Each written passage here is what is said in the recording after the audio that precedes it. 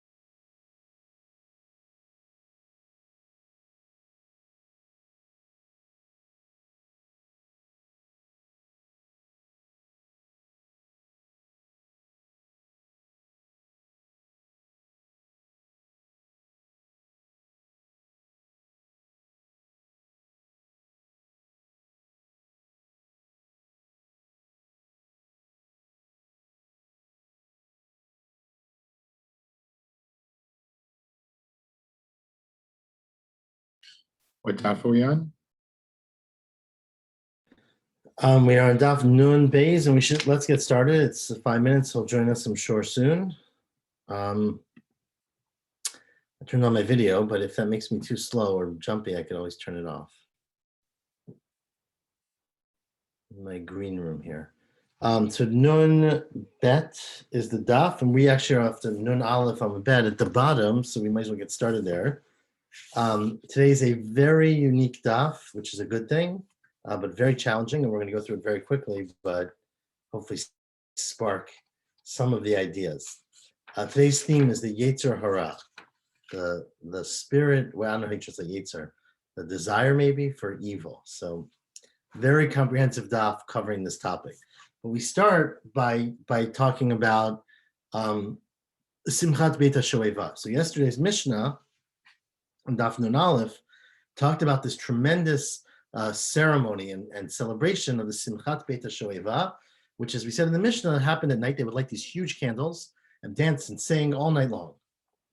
So it said in the Mishnah that they would, I'll read the Mishnah, looking back a little bit, on the Motzei Yom Tov, Harishon Shel Chag, meaning on the night after the first day of Yom Tif, when it was Chol already, Chol HaMoed, they would go to the Ezrat Nashim u'mitaknin sham tikun gadol.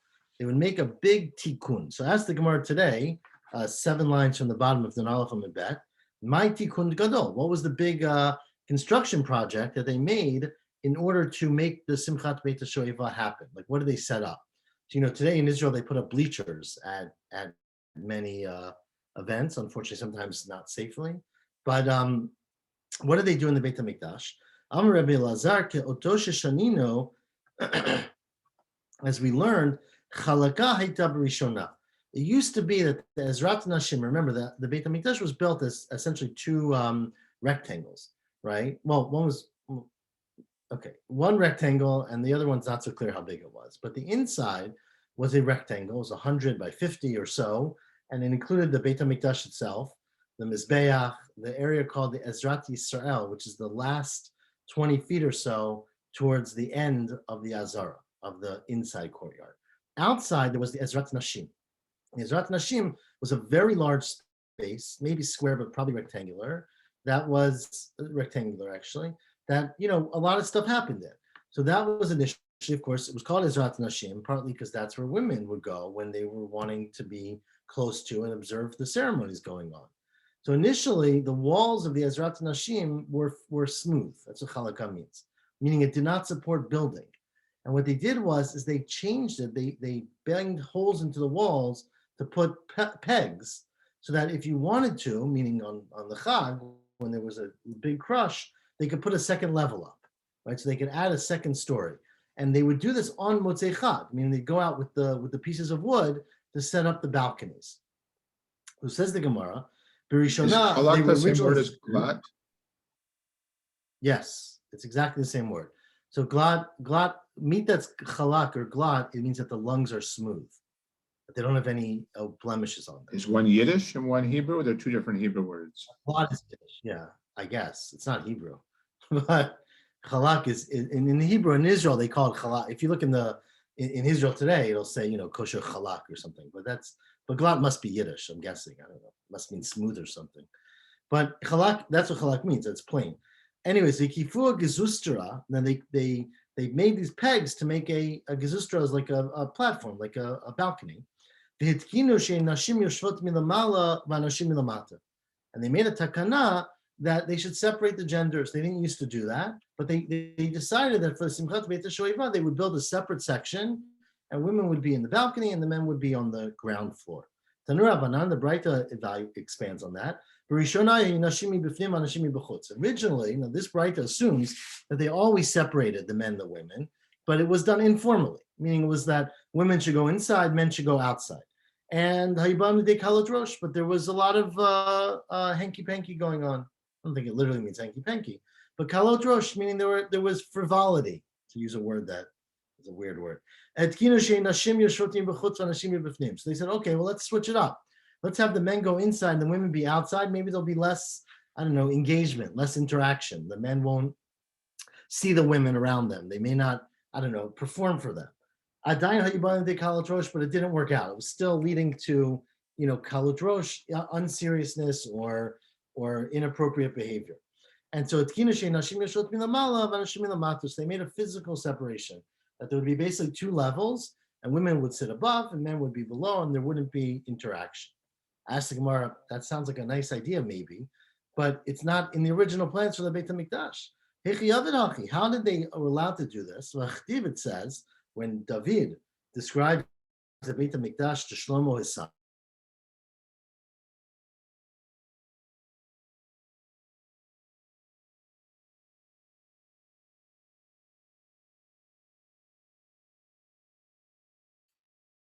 James, is that me or that's him?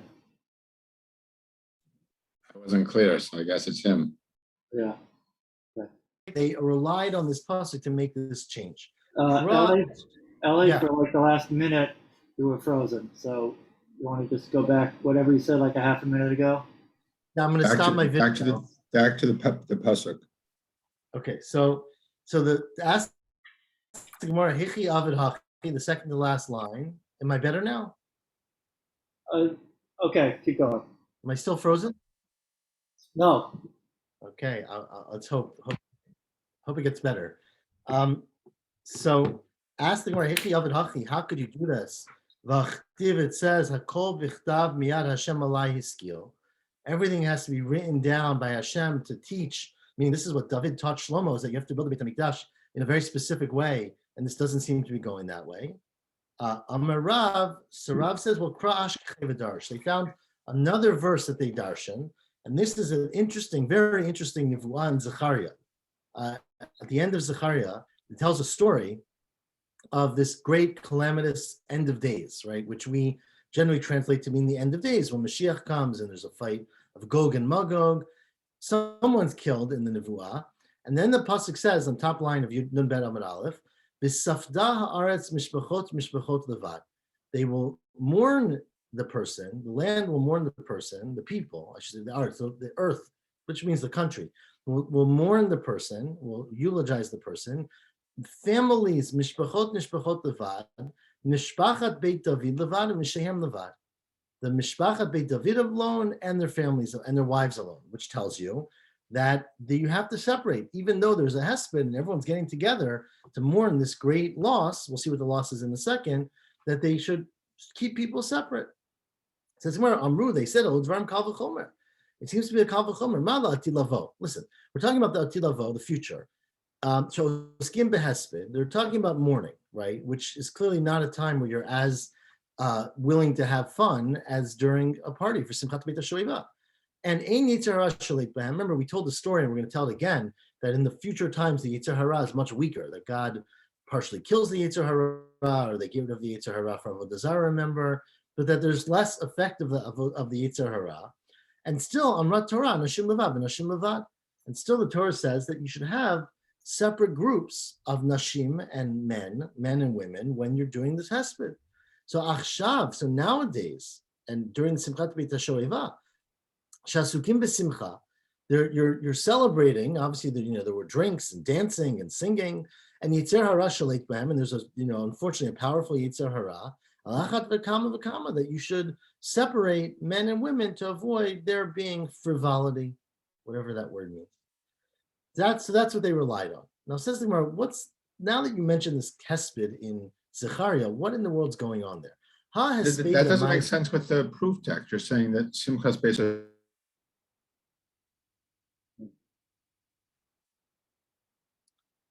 James, you're muted. Muted. Oh, sorry. I said, how is that a proof text from a hesped, which is not such a joyous occasion where people might be more serious? That's the Kalvachomer. That by the hesped, when you're more serious, they separate men and women. Oh, Certainly, okay, sorry. Yes. You should separate men and women. Anyway, says the Gemara, well, what was this hesped about? What's going on there? So says the Gemara, Pligi bar Dosa Rabbanan. There's a machloka between Rav Dosa and Rabbanan. Remember, I just want to point out, today's daf is all Agadata. So I don't think any of this is meant to be literally. And just to be clear, this is referring to future events. So there's an argument. They usually don't separate men and women during Hesped. I mean, I guess, they do that. I guess, really, whatever. I mean, the Hespedim I go to, they're kind of mixed, I think, usually. But I don't know. I agree with you. The question really here is, what's this event? So let's keep reading. Okay. But just to be clear, this is not a regular Hesped. This is not like Friday night.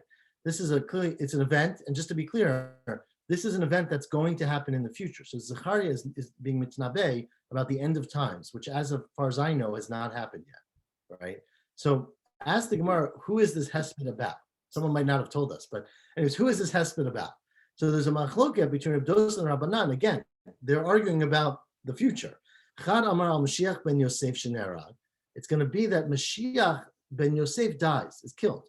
That in the wars of Gog and Magog, Mashiach ben Yosef will be killed. And remember, Mashiach ben David will survive. Mashiach ben Yosef will be killed. The Chad Amar al Yetzer Hara shenerag. And one said it's about this the evil Yetzer, the evil desire, which will be killed. Now, what's that? Says what? I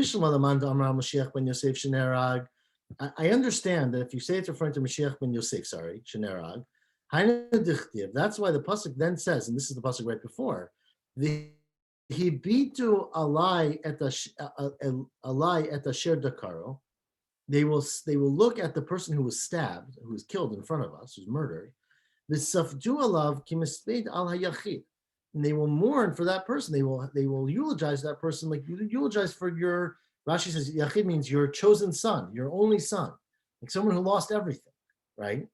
So you could see why it would be very meaningful that Mashiach ben Yosef has been fighting and leading the liberation, whatever, again, these events refer to, and now died, and you want to say a hesped. El Namanda Amra Yetzer Hara Shenerag. I don't get it. If it's referring to the fact that the Yetzer Hara is being killed, why do you have to mourn the Yetzer Hara? You should celebrate the Yetzer Hara. Hayas by the Mevad, question mark, Simcha by the Mevad. Well, you're not going to make a hesped, you should make a joyous thing. Amai Bachuk. So why are they crying? Says, go on 1 second. It's not so simple. The Darish Rabbi Yehuda, as Rabbi Yehuda said, Latid lavo meviu HaKadosh Baruch Hu liYetzer Hara v'shachto b'fnei tzadikim. That in the end of days, whatever this event in Zechariah is referring to, when the war is over and we're on the fields, hopefully we're on the fields, right? We're surviving. God's going to bring the Yetzer Hara out, from whatever that means, and slaughter it in front of the righteous. ubifnei rishaim, and they're not righteous. Tzadikim nidmeh lehem kahar gavoah. The righteous will look at this Yetzer Hara and will see a tremendous mountain, like Mount Everest, like the greatest, barrier you can imagine. And Rishaim nidmeh lehem kechut asara. And to the Rishaim, it'll look like a hair, a thin hair, like nothing. Halalu bochin v'halalu bochin. Both groups of Rishaim and Tzadikim will be crying. Tzadikim bochin, the Tzadikim will be crying. V'omrim heich yicholnu l'chvosh har gavoah kazeh. They will remember the trauma. This is PTSD, right? They'll remember the trauma of fighting their lives and struggling against tremendous desire that they were successful against. But just the sight of this Yetzer Hara will bring back those memories and those feelings and will be a tremendously traumatic and painful event, even seeing it killed, right? Because they remember the difficulty and the challenges that they had to fight against. And Rishaim Bochim, the evil. Is it more like a release? So it could be. I mean, I didn't quite translate that way. Rashi says that they remember the pain that they had. But because the reality, if it's a release, then it might be joy, right, more than anything. But it's like, I guess in some way you relive it when you see it. Joy. Yeah. All right. But again, I think that there's trauma in that, right? So I mean, God forbid someone's, kept kidnapping. You see, seeing that event could be very traumatic. So the Gemara makes it sound like it's really real pain, even though it's we're happy about. Rishaim bochim, the Rishaim will be crying, obviously, because they'll say, we wasted our lives. Right? What a waste. We could have defeated this thing. Why did we give in so easily to something that we could have overcome? So it will be painful for everybody. The Afa Kadosh Baruch Hu Tamalehem, and God also will say, again, this is still the quote from Zechariah, though it's from earlier Prakim, Shenemar, Ko Amar Hashem Tzvaot, so says God, Ki Palei Be'inai Sherita Amazeh B'yamim Ahim, when the remainder of the Am is amazed in those days, Gam Be'inai Yipalei, I also, in my eyes, God will also be amazed. Meaning, I also wonder, I sort of gave all the tools for some people to overcome the Yetzer Hara. Why weren't they able to? Reb Yossi says Reb Asi Yetzer Hara b'tchila doma l'chut shel buchya. In the beginning, the Yetzer Hara is like a string of buchya. I don't know how to translate buchya, but something very, very narrow, like the Aruch says some kind of very thin thread. So meaning initially the Yetzer Hara is something that you could, like the shackles of the Yetzer Hara are very, very thin. You could easily break out of it. Ule bisof, but then as the Yetzer Hara gains steam, or Rashi says, as a person gets sort of more comfortable doing sins and getting used to it and getting involved in it, then it's so much harder to break the bonds of the Yetzer Hara. Domek avutota igla. It's like the strong straps that hold the cow to the plow, which obviously are very strong because the pressure behind is tremendous. Shenemar, as it says in the space on the pasuk in Yeshayahu, Hoi moshchei ha'avon ki chavlei hashav, that those who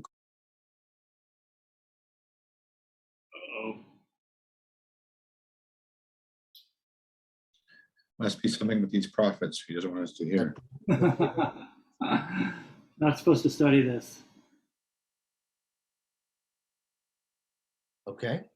Tanura Banan continues. We got this. Ellie, you cut out right on the pasuk again. Oh yeah. I'm really sorry that this is a challenge. So keep telling me when I cut out. But the pasuk in Yeshayahu says, "Hoi moshchei ha'avon b'chavlei hashav." That those who go after sin are like those with ropes of nothing, which we're dashing here to mean it begins with very thin ropes. Uka'avot ha'agla chata, and sin becomes like the straps of the wagon, which are obviously much, much thicker.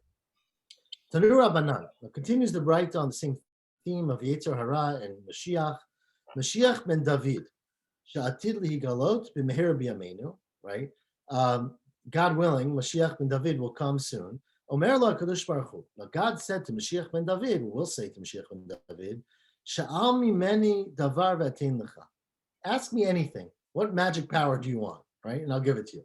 Shenemar sapra achok. Tell me what you need. Ani hayom yiladati Rashi explains, Ani hayom yoladticha means today is the day that I'm releasing you to the world. Sha'al mimeni ve'etna goyim nachlatecha. Ask me, and I'll give you any nations that you want to conquer and to be on charge of. Kivan shira'a Mashiach ben Yosef shenarad. Once Mashiach ben David sees that Mashiach ben Yosef is killed in this war of Gog u'Magog, Amar lefanav, he says, Ribono shel olam, eini mevakesh mimcha ela chayim. I don't want anything but to live. I don't need any extra strength or power. Just don't let me be killed in battle. Amar lo, so God says to Mashiach, Chayim, if you're talking about life, ad shelo amarta kfar hitnabei alecha David avicha. Before you even asked for it, your forefather David promised it. Shenemar, as David says in Tehillim, Chayim sha'al mimcha natatalo. I ask you, God, give to him, not to me, give to him life, and give to him is a reference to Mashiach. So David already asked God to give that blessing or that bracha to Mashiach. Darish Rabbi Avira became Rabbi Shimon Levi. Rabbi Avira and some say Rabbi Shimon Levi said, Shiva Shemot Yeshel Yetzer Hara. Again, these Gemarot are very enigmatic, but also very deep, I would say, and you could think many ways of what this means, but there's 7 different synonyms, perhaps, that we use for the 7 different ways to describe the Yetzer Hara, and of course you'll read it and you'll understand that there's 7 different traits and different ways that the Yetzer Hara manifests itself over the course of humanity or the course of a person's life or a nation or something like that. What are they? Hakadosh Baruch Hu kara ra. God calls the Yetzer Hara evil. That's where it gets its name from. Shenemar, way back in the beginning, right, when it's talking about the door of the Mabul, and God says, I want to destroy the world, God says, Ki Yetzer lev ha'adam ra min urav. The Yetzer, the spirit, is evil. Moshe kara arel. Moshe called it I don't know how to translate arel, uncircumcised or right, whatever that means, but that unrefined. Shenemar, because Moshe said, Maltem et arlat livavchem. God should circumcise, essentially, the arel of their heart, but the spirit in their heart is the arelut. David kara tameh. David referred to the Yetzer Hara as the impure one. Shenemar lev tahar baradi elihim, the famous song, which you might hear tonight. Lev tahar, God created me, implying mechal di'ika tameh. That David asked for a lev tahar, implying that the opposite is a lev tameh. Shlomo kara sonei. Shlomo called the Yetzer Hara the enemy, right? The hater, the one who's hated. Shenemar imra'ev sanacha. If your enemy is starving, hachilul lechem. And we're going to discuss later. This refers to the Yetzer Hara. Give it bread. Of course, bread is a reference to Torah. Lechem shel Torah. Im sameh, if it's thirsty, hishkeu mayim, which of course is also a reference to Torah. Ki gechalim ata chota rosha, v'Hashem yishalim lecha. I tikrei yishalem lecha, yashlimenu lecha. God will make it go away for you. We'll make it be complete for you. Yishayo karo machshon. Yishayo karo the avodah zara a stumbling block. Shenemar solu panu derech. Right, the Haftorah we read. Harimu michshol miderech ami. Remove the michshol, the stumbling block, from in front of my nation. Yecheskel karo even. Yecheskel called the Yetzer Hara stone, which is inanimate, but not compassionate, nothing to it. Shenemar hasiroti et lev ha'even mibasarchem. Yecheskel said, take away the stone of the heart of stone from their basar. Natati lechem lev basar. Give them a flesh, a human, or not necessarily human, but a flesh heart. Yoel, the last one we're going to quote, Karut Sephoni. Yoel wrote, of course, Yoel is very famous Nevuah about the Arbeh, about the locust, but Yoel refers to this force called the Sephoni, which literally means the north, right? But the reference here is the one that is hidden. That the evil of the Yetzer Hara is that it's deceitful, is that it's hidden, and that it conceals its actions and its drives behind sometimes good or misleading, but it's the hidden one. Shenemar etat tzfoni archik me'alechem, the one in the north. Again, that's the literal translation, but he's understanding the hidden one I will make distant from you. I will keep away from you. Tanura Banan. Now we darshan this whole pasuk in Yoel. The pasuk says etat tzfoni archik me'alechem. I will keep, again, we're dashing the hidden one from you. This refers to the Yetzer Hara, which is hidden and depth and burrowed into the heart of every man, every person, right? Everyone's born, as Hashem said, with the Yetzer Hara already there prepared. It's hidden inside. It's sort of the underlying part of that. Then continues the Navi, "Hedichtiv al eretz tzio shmama." I will send it away to a land that's barren and wasted. L'makom she'ein bnei adam mitzuyim hatkarot bahem. I'll send it somewhere where you can't engage with people. Says the Navi, "Et panav el yama kodmoni." This is a quote. These first five words. Its face is facing the eastern sea. That is the Beit HaMikdash HaRishon. Shenatan einav b'Mikdash HaRishon v'chrivu. The Yetzer Hara sent its eyes on the first Beit HaMikdash and destroyed it. V'harag talmidei chachamim shebo. It killed all the scholars. This sofal yama acharon. It sends its back to the last sea. That's referring to Shenatan einav b'Mikdash sheni v'chrivu. V'harag talmidei chachamim shebo. And then it says Allah be'asho v'ta'al tzachnato. It's ashes and its smoke will go up towards the sky. That is sheminiach umot olam mitkarot b'sanim shel Yisrael, because it leaves aside the umot olam, the Yetzer Hara, and just focuses on Bnei Yisrael, like the UN. Ki higdil lasot, and this is the end of the pasuk. It made great things. What does that mean? Amar Abaya ubi talmidei chachamim yoter mikulam. Because the Yetzer Hara burrows in and influences and fights and is a challenge to talmidei chachamim more than anybody else. That it focuses on those who are greater. Ki hada Abaya. It's a phenomenal story. Hopefully everyone can still hear me. 4 lines now from the bottom, 5 lines from the bottom. Like this very famous story of Abaya. And again, this is an Agadah. I don't know if the story is meant to be taken literally, but if it is, I love it. It's a great story. As Abaya said, Abaya shamelahu gavra. Abaya overheard a guy, the Ka'amrali Itata, who said to a woman who he was not in a relationship with, Naktim v'nezo ba'orcha.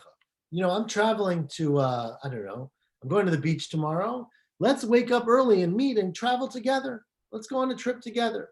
And Abaya, of course, got very suspicious. This, man and woman who are not in a relationship, they're going to travel together, business travel. I don't know. What can go wrong? So Abaya said, Ezel afreshinu mi isura. It's just a great story. I'll go with them to prevent them from doing anything wrong. Now, the only person Abaya didn't inform was this couple, right? So he didn't tell them he was going with them. So he got the car behind them, and he's following along behind them on the way. Of course, they're walking back in those days, and Abaya is walking behind them so that if he sees anything inappropriate happen, if they start stopping at the next motel, he's gonna get up there and stop it. I could just imagine, someone doing that today. Anyways, so what happened was Azo Batrayo. So he went after them, Tlata Parsi Va'agla. 3 paras in the Agam, and Agam is a swamp. But of course, the point of the story is that they were in a very private area, right? They were totally on the highway. Like they weren't in civilization. They could have done anything they wanted to do without assuming that people were around them. Of course, they didn't know that Abaya was hiding, 20 steps behind. But he follows them for 3 parsa, which is a very long distance. And then they get to a separation in the road. And they split. They don't do anything wrong. They're splitting from each other. They get to a fork in the road. The guy says to the woman, I've got to travel north. You're going to go south. So they say, Shaminu to Ka'amri, they say to each other, and this is a very famous quote, Urchen Rachika, the roads are very far, meaning we've got to go separate ways. Bitsaftin Basima, but the Tsevet, the company that you were was sweet. You were great company, meaning I had a great time together, but we've got to go our separate ways.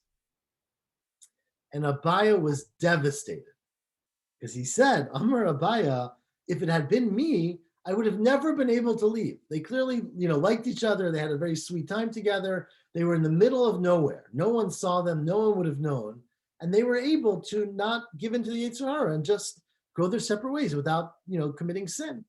Said Abaya, Iman decided, if it had been me. Sorry, can you hear me? Yeah, they weren't married, right? I mean, they were were they married to somebody else? Or No, they weren't. 2 random people. So the point was that they couldn't sleep with each other. Maybe they were each married. You meaning was it I don't know how prohibited it was, whatever it was. Right. Okay. Abaye thought it was unseemly, right? All right. Together. So says the Gemara again. It doesn't. I don't think the detail matters so much, to be honest. Yeah, It's just okay. a very sweet story. And Abaye's point was that I would have never been able to stop myself from acting inappropriately.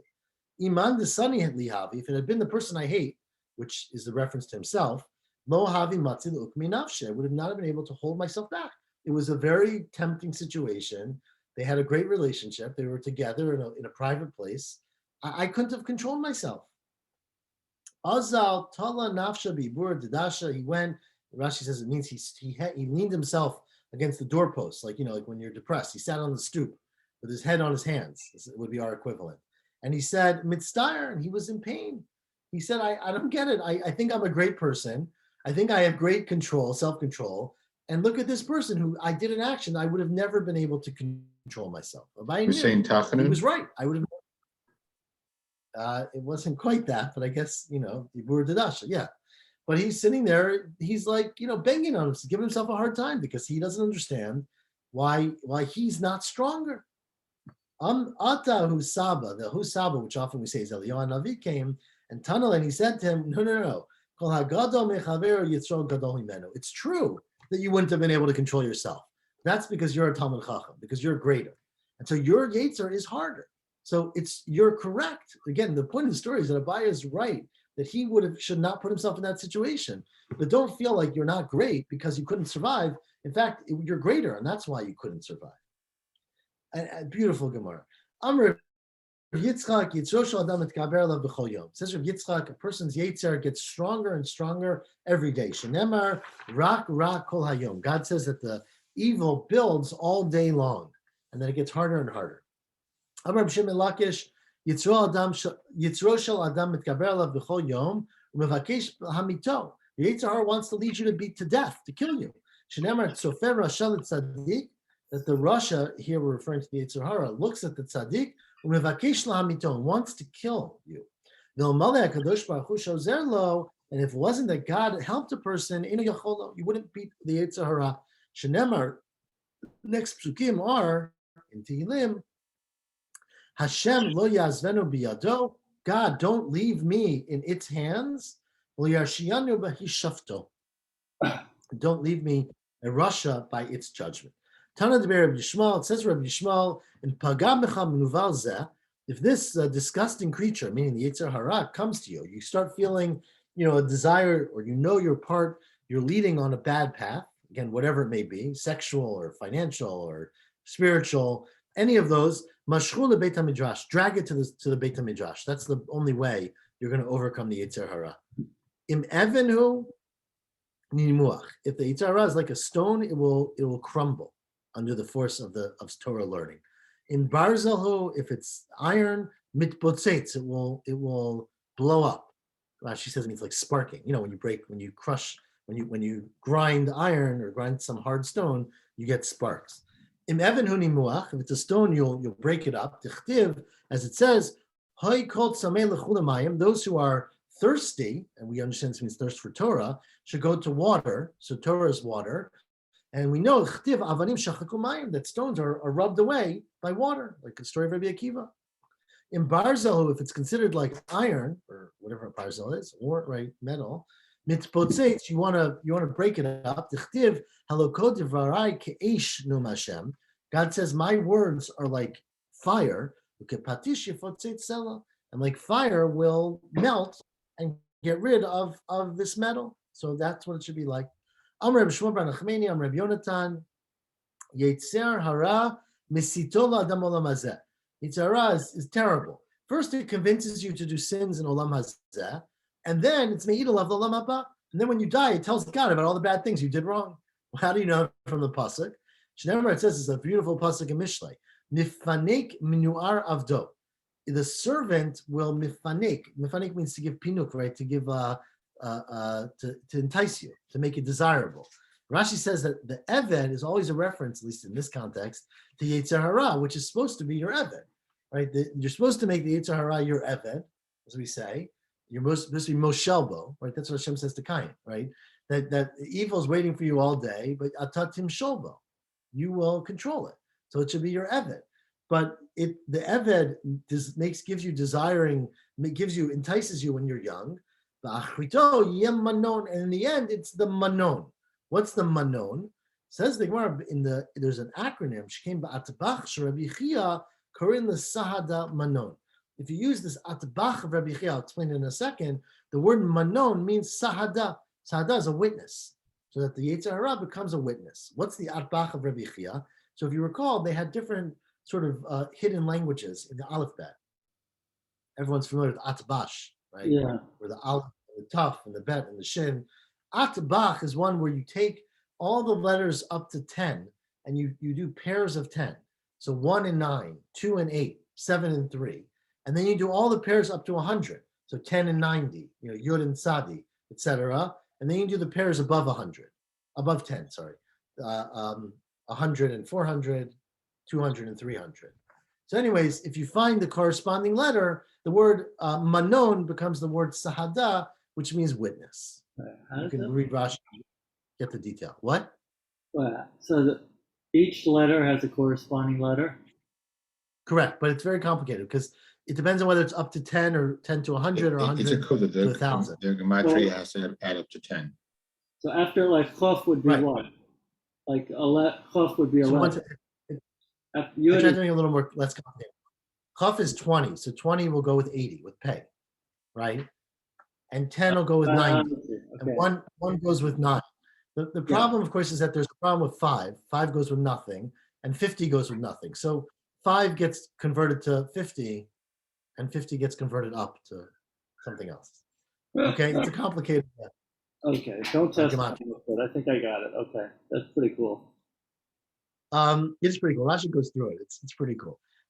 Anyways, Rav Huna Rami. Now, Rav Huna asked the following question. It says about the Avodah Zarah, or kiruach zinunim hit'ah, that a spirit of sexuality will fool you, will trick you. But then it says, so ruach implies that it's something come from the outside. That the Yetzer Hara is a spirit, something you feel. But then it says, bikirbam, it's inside of you. So is the Yetzer Hara inside of you or outside of you? Says Rav Huna, b'tchila hitam, initially it's outside of you. U'besof bikirbam, but then it gets inside of you, meaning as you sin more and become more aduk, more stuck with your sin, the desire actually comes from inside of you. Amar Rava, says Rava, b'tchila karu helech. Initially, you call the Yetzer Hara a traveler, right? Someone who's just a random person out there. U'lebesof karu oreach. Then you call it a guest, getting closer. U'lebesof karu ish. Ish is the balabayit, the one who owns the house. Shenemar, it's based on this whole pasuk with the mashal that Natan Navi gave to David, where he said, "Vayavo helech." There was a traveler who went, the ish ashir, a rich person. Vayachmol lekach mitzono v'karon. He took one of his sheep and his cows. Lasot l'oreach, to make it for the guest. So all of a sudden, this traveler, who's a random stranger, became a guest.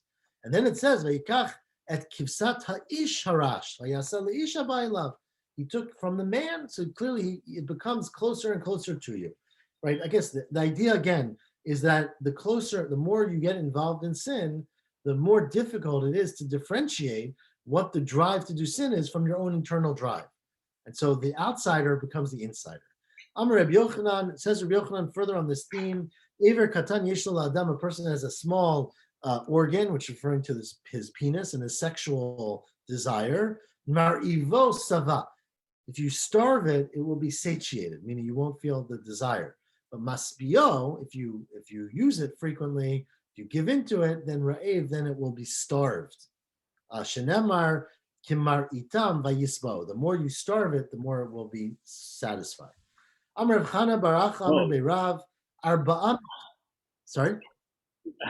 Forget it. You want me to explain that? So Rashi says it a little particularly. Rashi says that the more intercourse you have, the weaker you're going to be when you get older. That's a health question. It's not a desire. Okay. All right. Anyways, second wide line. Amar Rav Chana Bar Acha Amri Beirav Arba'am mitcharet aleim HaKadosh Baruch Hu shebar'am. Again, this is kaviyachal. There are 4 things that God created that God expresses that regret, that wishes they didn't exist. Now, of course, it doesn't. What does that mean, right? God could have not created them. But 4 things that maybe the implication was so negative that it makes God at least express regret about creating them. And what are they? Elaine Galut, the concept of exile. Kasdim, the Persians, that was a bad one. Yishmaelim, the Yishmaelim, I don't know how you translate Yishmaelim, the Ishmaelites, and Yetzer Hara, which is why we're quoting this, the Yetzer Hara. Where do you see these all from Psukim? Galut Tichtiv, it says, Ata Mali Po Ne'um Hashem Ki Lekachi Mi Chinam. God says, what am I since I sent off my people for nothing? Kasdim, the Persians, Tichtiv, Hein Eretz Kasdim Ze'am Lo Haya. I wish this nation didn't exist. Again, I created it, but God regretted it.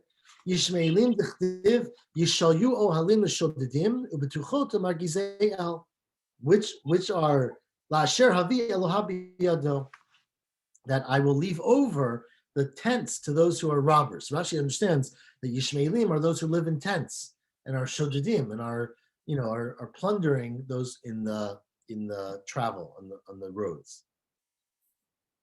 Yetzer Hara Dichtiv Asher Harioti, the one who I did evil to destroy you. So God calls the Yetzer Hara the one that I did Ra, that God itself when evil in the sense of giving Yetzer Hara. Amar Rabbi Yochanan, it says Rabbi Yochanan from the same pasuk, if